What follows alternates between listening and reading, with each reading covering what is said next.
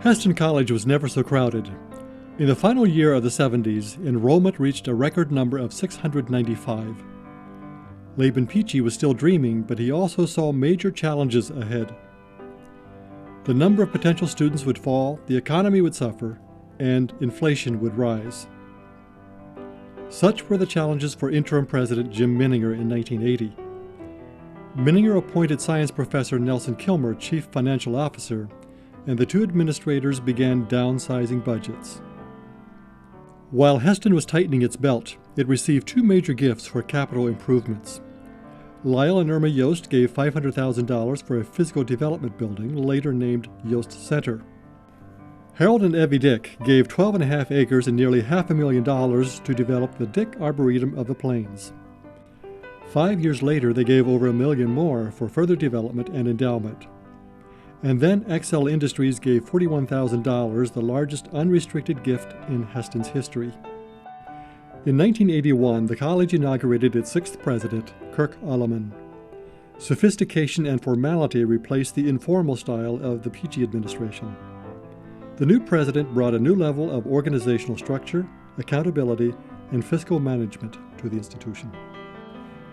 Recognizing the challenging times, Alleman said, Hesston has passed from a golden age to an age of survival. In the fall of 1982, the $1.5 million Yost Center was dedicated.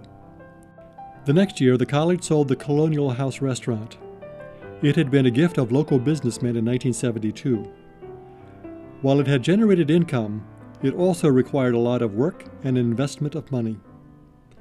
Development Director Howard Hirschberger summarized the relief brought by the final sale by saying, "Not only can we all sleep better, we can all eat better, since worry-induced ingestion had now been eliminated." Having divested itself of one property, the college received another one, the Stutzman Retreat Center. Alumni Cliff and Lillian Stutzman donated a 40-acre retreat located 8 miles southwest of campus. The Stutzmans hoped that it would be a place of spiritual renewal for students, faculty, and staff. The retreat property had previously been owned by the family of Chancey Hostetler, who was a member of the college's first executive committee, later called the local board. While the retreat center had the potential to transform lives, campus technology was being transformed by the installation of 10 new personal computers in 1983. Each came with 128 kilobytes of memory, considered to be more than ample for almost any programming need. When Hesston turned 75 in 1984, Wichita Eagle Beacon editor George Neville wrote that Hesston was a special place. He first learned of Hesston in Oregon, where his Mennonite friends spoke of Hesston College as a place that came pretty close to being an educational and spiritual nirvana. While Hesston had hardly reached the ideal state of nirvana, there was plenty to celebrate in 1984. The high point of the anniversary celebration was the Saturday quilt auction, the mother of all auctions and fundraisers. 59 quilts were sold, adding $65,000 to the Milo and Clara Kaufman Student Aid Fund. To attract more students in the shrinking market, Hesston added diesel mechanics to its ag program, and then launched an Associate of Arts in Electronics program. In 1985, Hesston launched the Pastoral Ministries program. Founder John Lederach had to work long and hard for this program, since it was viewed as competition with Mennonite seminaries. Dean Minninger said it was providential that the start of the program coincided with the Mennonite Church's 10-year goal of producing 1,000 new pastors. Jesus Hernandez, Jay Ulrich, Terry Miller, and Henry Weens were the first graduates in 1987.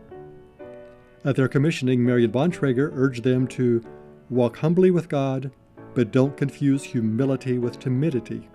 Preach the word with courage, and wrap everything up in love. In 1987, the Bontrager Student Center was built and dedicated. It was named to honor Lloyd and Wendell Bontrager, who had died in a private plane accident in 1985. Food Service Director Bob Nunemaker said the ground-level kitchen and dining hall with its panoramic view of campus boosted morale for both staff and students.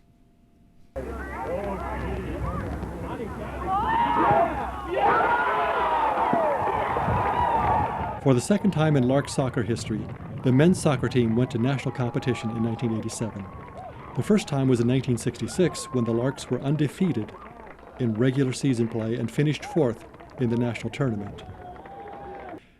The 1987 team, coached by Jerry Sieber, finished sixth in the National Athletic Association's tournament.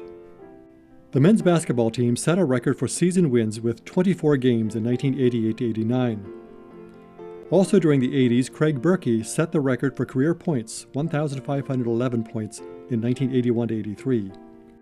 Brent Eichelberger set the highest season average per game of 26.6 points.